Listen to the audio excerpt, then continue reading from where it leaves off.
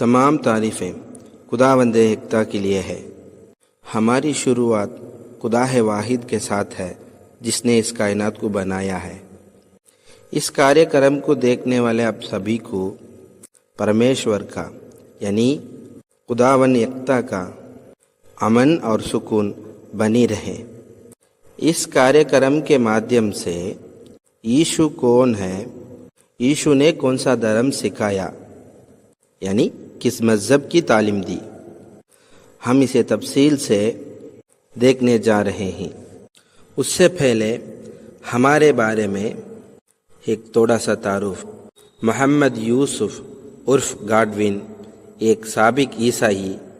الحمدللہ میں نے 12 سال پہلے اسلام قبول کیا ہے۔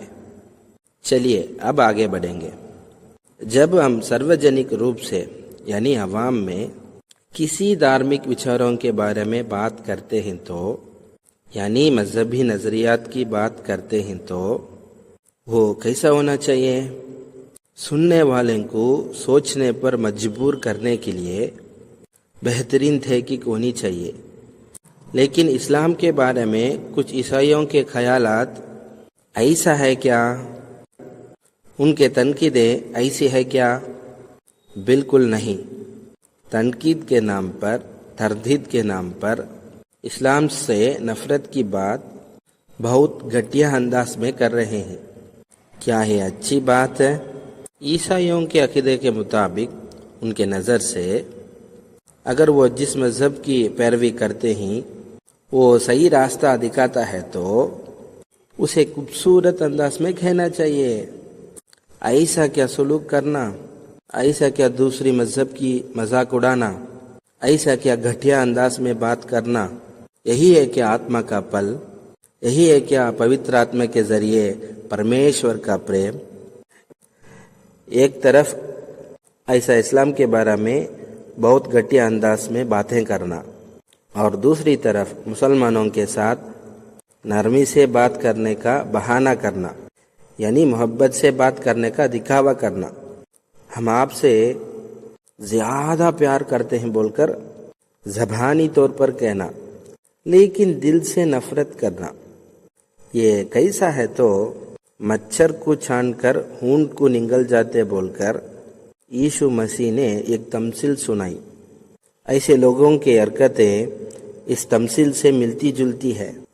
یہی ہے دکھاوٹوں کا لکشن، یہی ہے ریاکاریوں کا لکشن، اور ان تمام نے کسی علم کا بغیر سرو سرشٹی کے سرشٹی کرتا کو یعنی سارے مخلوقات کے خالق کو شیطان کہتے ہیں، یعنی اللہ کو شیطان کہہ کر مسلمانوں کو تعلیم دے رہے ہیں۔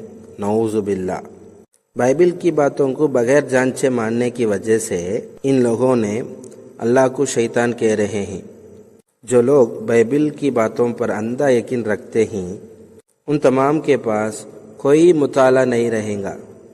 کتنے لوگوں نے بائبل لکھی، انہوں نے کیوں لکھا، انہوں نے اسے کیسا سنکلت کیا، یعنی کیسا مرتب کیا؟ کہتے ہیں کہ یہ پوتر آتما کے پریرنا سے لکھا گیا تھا۔ کیا یہ سچ ہے؟ ایسا بہت سارے مطالعات کی ضرورت ہے۔ ایسا کچھ کیے بغیر اللہ کو شیطان کہتے ہیں، نعوذ باللہ۔ کیونکہ ان تمام کے نیا نیم کہتا ہے کہ اس دنیا کا سردار شیطان ہے، لیکن قرآن کہتا ہے کہ اس دنیا کا سردار اللہ ہے، یعنی رب العالمین اللہ ہے۔ اسی لیے وہ لوگ اللہ کو شیطان کہتے ہیں، نعوذ باللہ۔ خدا کی بنی ہوئی دنیا کا حکمران شیطان کیسا ہو سکتا ہے؟ یعنی دنیا کا سردار شیطان کیسا ہو سکتا ہے؟ گھر کا حکمران گھر کا سردار ہوتا ہے اور دیش کا حکمران دیش کا سردار ہوتا ہے۔ اسی طرح اس دنیا پر حکومت کرنے والا بھگوان، اس دنیا پر حکومت کرنے والا رب اس دنیا کا سردار ہے۔